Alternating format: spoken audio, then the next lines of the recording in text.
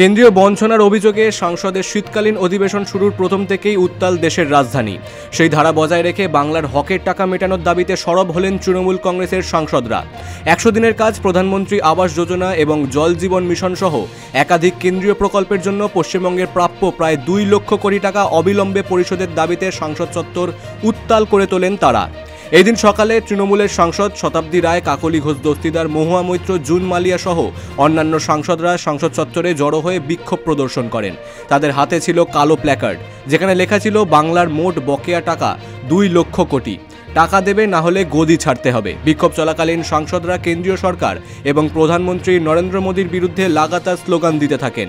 স্লোগানের মূল সুর ছিল নরেন্দ্র মোদী জবাব দাও, বিজেপি সরকার হায় হায়, এবং এর মাঝেই জোরালোভাবে শোনা যায় জয় বাংলা স্লোগান। তৃণমূল কংগ্রেসের পক্ষ থেকে অভিযোগ করা হয় যে বাংলার উন্নয়নের জন্য নির্ধারিত টাকা কেন্দ্রীয় সরকার সম্পূর্ণ রাজনৈতিক কারণে আটকে রেখেছে। সাংসদদের দাবি, রাজ্যের গরিব মানুষজন 100 দিনের কাজের টাকা বা আবাস যোজনার সুবিধা থেকে বঞ্চিত হচ্ছেন কেবল কেন্দ্রের বৈষম্যমূলক নীতির কারণে। এমনকি কলকাতা হাইকোর্টের নির্দেশ থাকা সত্ত্বেও কেন্দ্র বকেয়া টাকা দিচ্ছে না বলেই অভিযোগ তুলেছে রাজ্যের শাসক দল। তৃণমূলের সংসদীয় দল স্পষ্ট বার্তা দিয়েছে যে বাংলার মানুষের অধিকারের টাকা তারা আদায় করেই ছাড়বেন। সংসদ কক্ষ, প্রশ্নোত্তর পর্ব, 0 আওয়ার সমস্ত ক্ষেত্রেই বকেয়া টাকা মেটানোর দাবিতে সরব কৌশল নিয়েছে তৃণমূল কংগ্রেস।